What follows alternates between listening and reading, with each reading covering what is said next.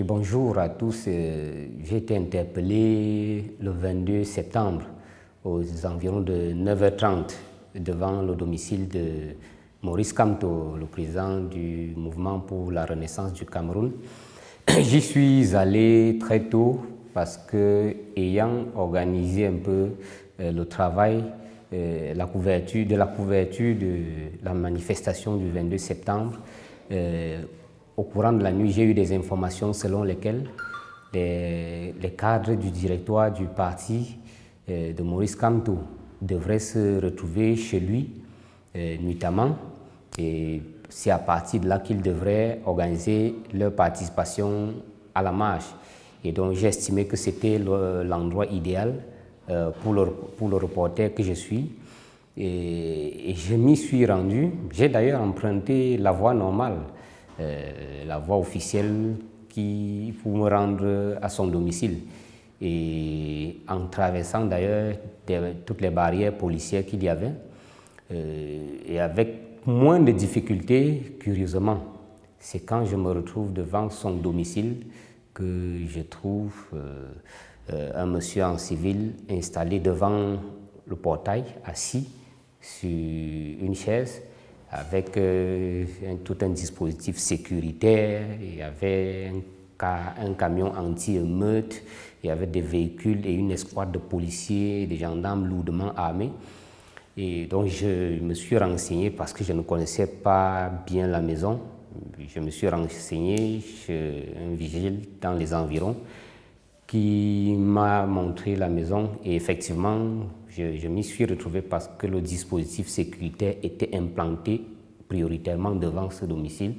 Et donc je me suis dirigé vers le monsieur qui était assis devant le portail. Pendant que je me retournais vers lui, lui-même m'interpellait. Je me suis présenté, je lui ai dit que je suis journaliste et que je souhaitais accéder au domicile de Maurice Kamto. Il était un peu surpris, il me demande où est-ce que je travaille. Je lui dis, je travaille pour La Nouvelle Expression. Et il me demande encore, vous vivez où? J'ai un peu tiqué, je lui ai dit que je ne vivais pas à Yaoundé, mais que je tenais à couvrir cette cérémonie. Et il me demande, est-ce que vous aviez rendez-vous? Je lui dis, je n'avais pas véritablement rendez-vous, mais puisqu'il y avait un événement qui devait se dérouler là-bas, je suis venu en tant que journaliste. Il me redirige vers un monsieur qui semble être le commissaire du 6e arrondissement de la ville, et donc il lui remet ma carte d'identité et il lui dit, ce monsieur, nous l'avons interpellé à l'entrée du domicile et il dit qu'il est journaliste. Et le commissaire, qui était installé dans son véhicule en position couchée, il se redresse et il demande, il dit qu'il est quoi? Et l'autre de répéter, il dit qu'il est journaliste. Il se redresse, il sort du véhicule, il dit, monsieur, je vais vous gifler et vous direz la vérité. Bon. J'ai un peu paniqué, mais puis je me suis mis à rire. Je lui ai demandé, mais si j'avais des choses à cacher, je ne serais pas venu ici. J'ai dit que je suis journaliste et cela se voit sur ma carte d'identité. Je n'ai pas à me cacher, je suis venu par la voie normale. Il me dit, mais comment vous avez accédé à ce domicile? Comment vous avez traversé pour vous retrouver au quartier? Dans ce quartier, je leur dis, j'ai pris la voie normale. Ils me disent qu'ils ne croient pas. Et donc eux-mêmes me disent, vous êtes passé par les rails? J'ai dit oui. Puisqu'ils ne voulaient pas croire à ce que je leur disais, j'ai accepté, j'ai dit, je suis passé par les rails. Ils me disent, ça veut dire que vous êtes du quartier? J'ai dit, je ne connais pas ce quartier. Et effectivement, je ne connais pas le quartier, mais je me suis quand même renseigné en arrivant. Et donc, voilà, ils me disent que c'est là-devant que je vais m'expliquer. Ils me demandent, ils m'invitent à prendre place dans le véhicule. J'ai pris place dans le véhicule. Ils ont confisqué mes téléphones. Et c'est là que ils ouvrent, ils me demandent le code du téléphone. Je leur dis, le téléphone est ouvert. Vous n'avez qu'à y accéder. Ils ont fouillé, ils ont constaté que j'ai échangé avec un certain nombre de cadres du MRC. J'ai échangé avec un certain nombre de journalistes. Ils ont pris les derniers interlocuteurs de mon téléphone. Ils m'ont demandé à chaque fois qui est-elle, qui est-elle. Je leur disais, je recevais des coups de fil en même temps. Ils ne m'ont pas autorisé à les recevoir. Et quand ils ont constaté que j'ai discuté avec Okala et Bodé notamment, dans les 15 dernières minutes qui suivaient, ils me demandent quelle relation vous avez avec Okala et Bodé. Je leur dis, c'est un acteur politique et je le connais depuis l'université. Ils me demandent, mais pourquoi vous l'appelez combattant? J'ai dit, on l'appelle combattant depuis l'université et d'ailleurs, lui et moi, on s'appelle combattant. Je l'appelle combattant, il m'appelle aussi combattant et il me demande, mais il combat pourquoi? J'ai dit, je ne sais pas, mais il a quand même joué un rôle pour ceux qui connaissent un peu l'histoire de l'université au Cameroun dans les années 2000-2005. Il a été quand même un acteur très important dans la marche des universités au Cameroun et donc c'est depuis cette époque que nous l'appelons combattant. Il me demande, est-ce que je suis militant du MRC? J'ai dit non, je ne suis militant d'aucun parti politique. Il me dit, mais monsieur le journaliste, est-ce que vous-même vous êtes d'accord qu'on déstabilise le pays de cette manière? Je leur ai dit, je ne sais pas s'il y a déstabilisation.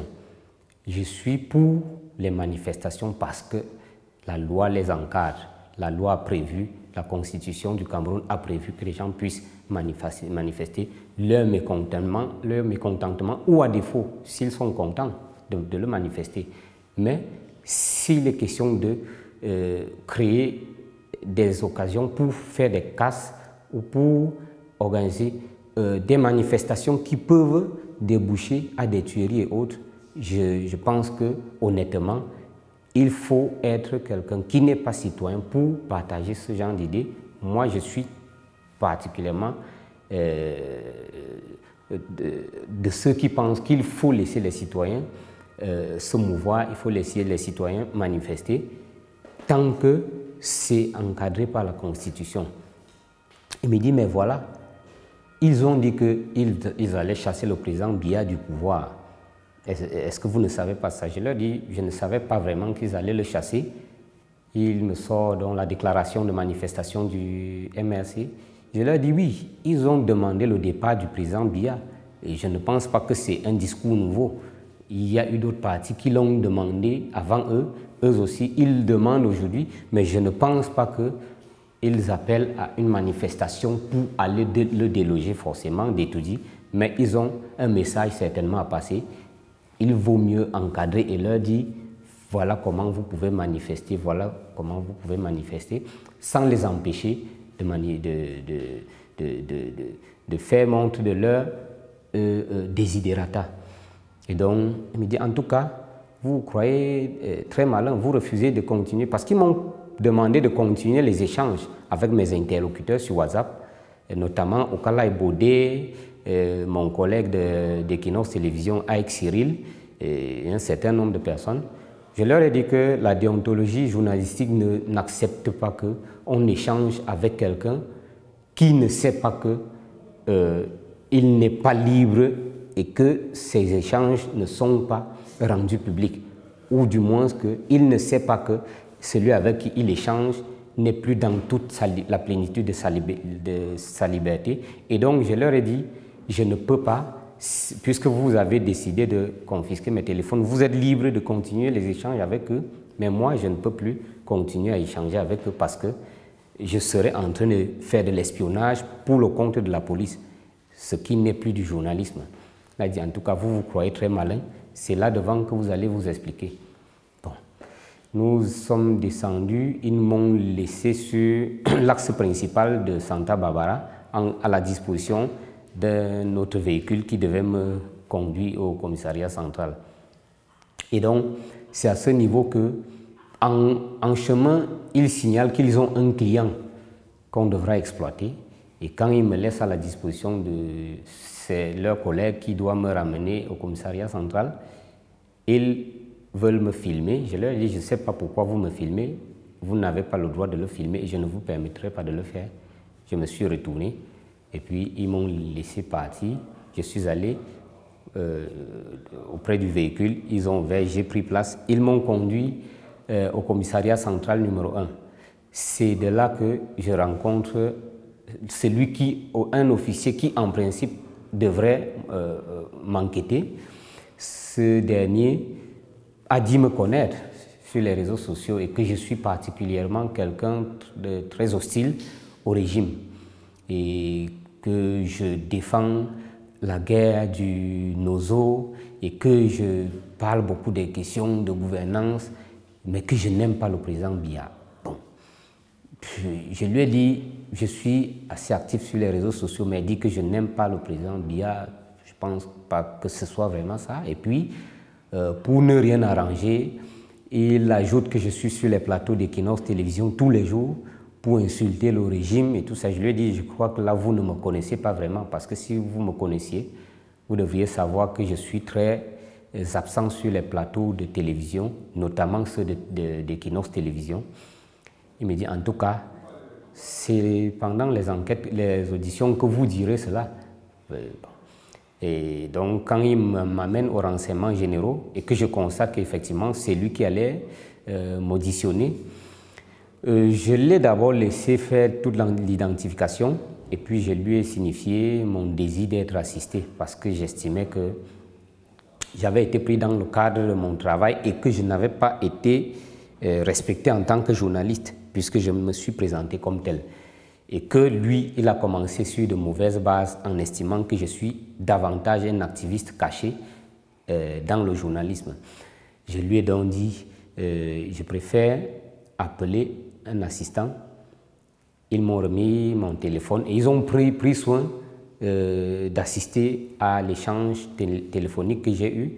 J'ai appelé Christophe Bobiokono, le directeur de publication du journal Kalara.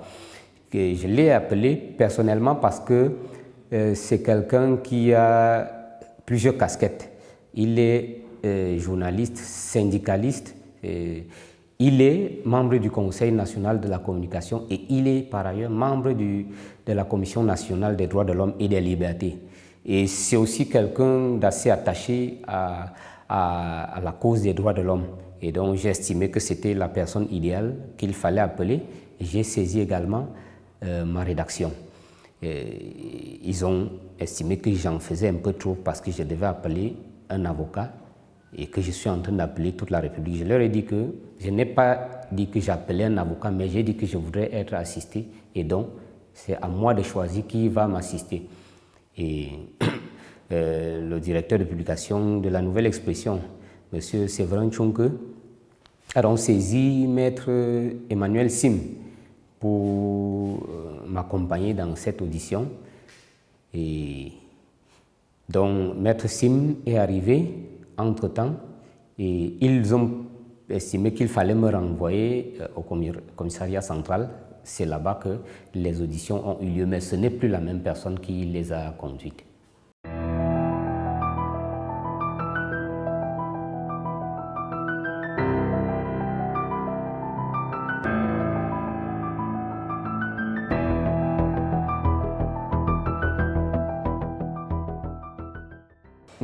C'est vrai que j'ai eu de l'appréhension au départ, mais la dame qui m'a finalement auditionné, commissaire 6 étoiles, je crois qu'elle s'appelle Ngonyémek, je ne sais plus très bien, mais je pense que c'est bien elle. Elle a été assez maternelle et assez polie.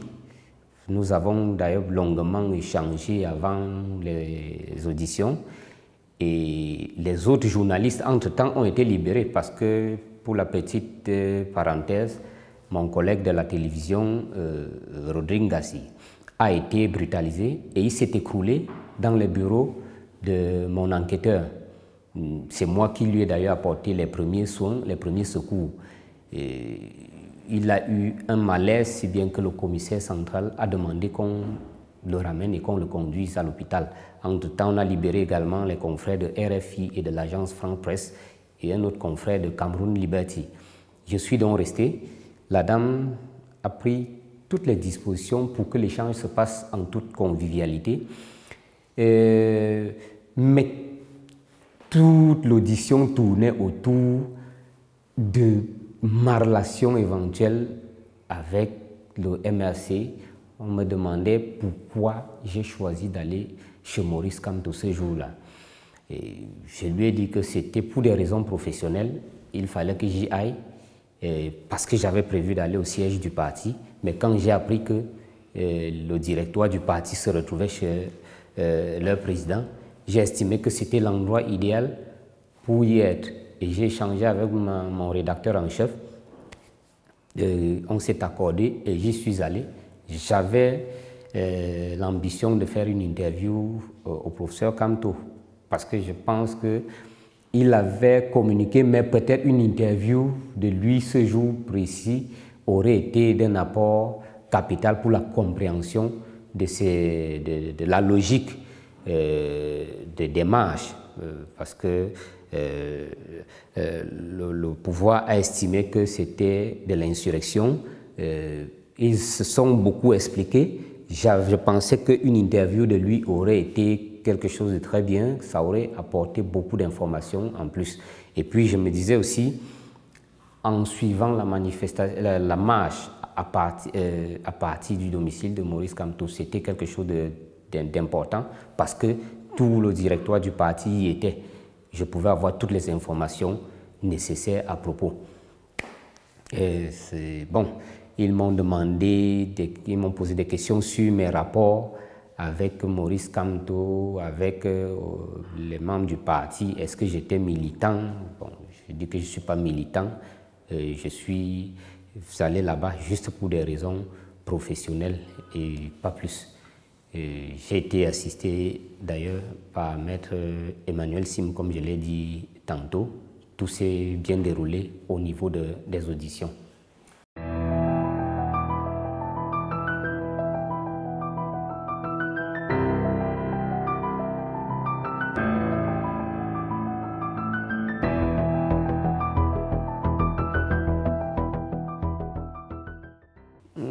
J'avoue que c'est un traumatisme psychologique parce que vous vous retrouvez entre quatre murs, vous n'êtes peut-être pas torturé physiquement, il n'y a pas de sévices corporels, mais le fait de ne pas être libre de ses mouvements, surtout pour un journaliste, c'est très difficile.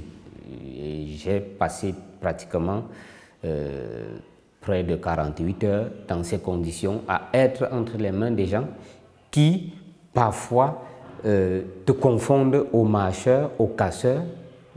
Bon, j'étais obligé à chaque fois un peu de leur rappeler que moi, j'étais journaliste et que je n'étais pas marcheur et que je ne faisais que mon travail. On m'avait garanti qu'après l'audition, on devait me relaxer comme tous les autres journalistes, mais j'étais surpris de constater que j'y ai passé la nuit et personne ne comprenait. Je n'avais pas, je n'étais pas sous le coup d'une garde à vue, rien ne m'avait été signifié et mon avocat a essayé de comprendre, lui-même ne comprenait pas. J'y ai passé une nuit et la nuit du 23, j'ai failli la passer encore en cellule. Bon, c'est vrai que je n'étais pas véritablement en cellule, mais être au seuil de la porte de la cellule, c'est être en cellule avec toutes les mauvaises conditions de nos cellules infestes, avec cette liberté embrigadée. Vous ne pouvez pas avoir accès à vos téléphones, vous ne pouvez pas avoir les nouvelles de votre famille. Vous avez des gens qui veulent vous rendre visite et qu'on interdit parce que toute la journée du 23, il n'y a que mon avocat qui a pu avoir accès à moi.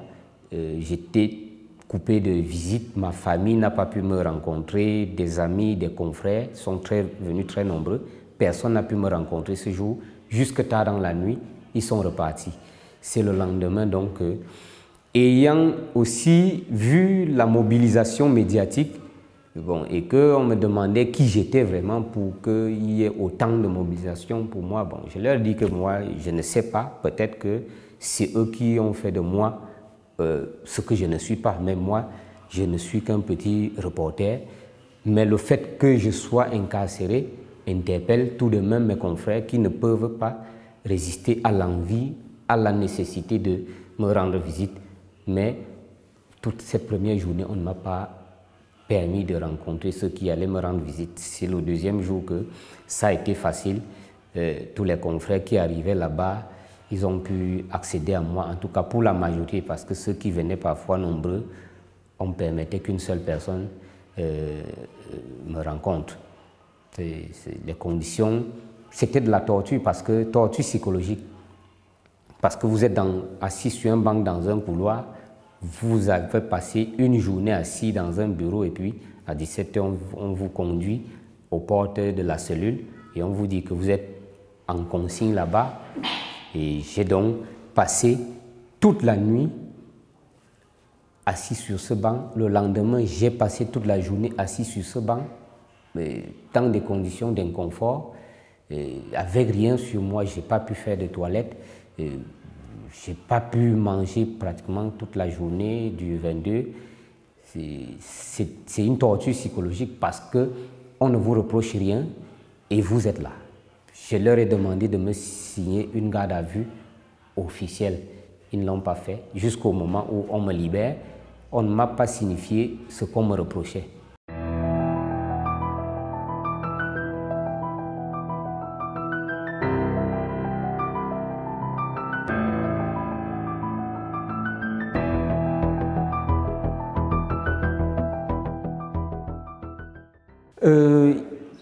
Il y a eu quand même de la mobilisation, une forte mobilisation médiatique pendant que mon avocat essayait de se battre à son niveau.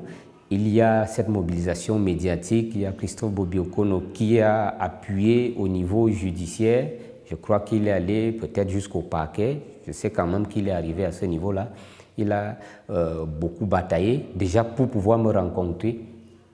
Il n'a pas pu le faire le premier jour. Le deuxième jour, il a pu appuyer au niveau de la justice. Il a rencontré certains responsables du commissariat central numéro 1. Il y a les confrères. J'ai vu notamment des sorties de quelques ONG de défense des droits des journalistes. Je ne m'en souviens pas beaucoup, mais je sais qu'il y a eu quand même des sorties, des communiqués dénonçant mon incarcération.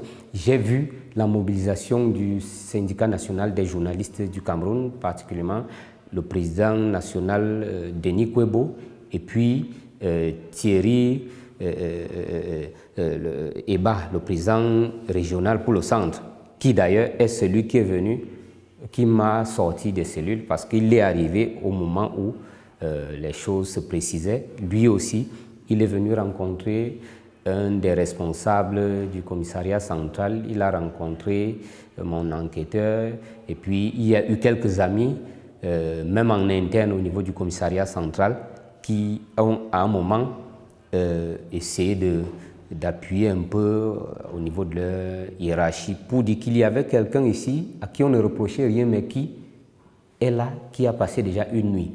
Il y a eu cette forte mobilisation de quelques amis. J'ai cité notamment Yannick Kene parce qu'il a commis une mise au point quand il y a eu une fausse alerte sur ma libération et que la mobilisation affaiblit. C'est lui qui a relancé en disant il n'a pas été libéré et il a été appuyé par Christian Tchabmi et la rédaction de la Nouvelle Expression qui a relayé l'information. J'ai vu beaucoup de journalistes se mobiliser. Ils devraient en principe organiser un sitting le lendemain pour demander ma libération. Et donc, une fois que j'ai été libéré et que j'étais mis au courant de cela, je suis d'abord allé vers eux, leur dire je suis déjà libre. Puisque je n'étais pas joignable, je suis allé vers eux leur signaler que j'étais libre. Et donc voilà. Et je pense qu'il faut sincèrement remercier notamment les confrères parce que les confrères dans l'ensemble, je ne vais pas citer nommément parce qu'ils ont été très unanimes et très nombreux à se mobiliser pour ma cause. Mais je peux quand même faire un clin d'œil à Christophe Bobby-Okono parce que je l'ai vu vraiment à des heures indues se battre entre le bouclage de son journal et le commissariat pour essayer de faire ce qu'il pouvait. Et puis Maître Sim qui qui s'est retrouvé à revenir au commissariat à 22h30 parce qu'il s'est rendu compte qu'on ne m'avait pas libéré. Et donc, je pense qu'il faut être honnête pour le reconnaître et saluer surtout la diligence de mon directeur de publication, Séverin Tchonke. Il n'a pas hésité à voler à mon secours dès le premier signal.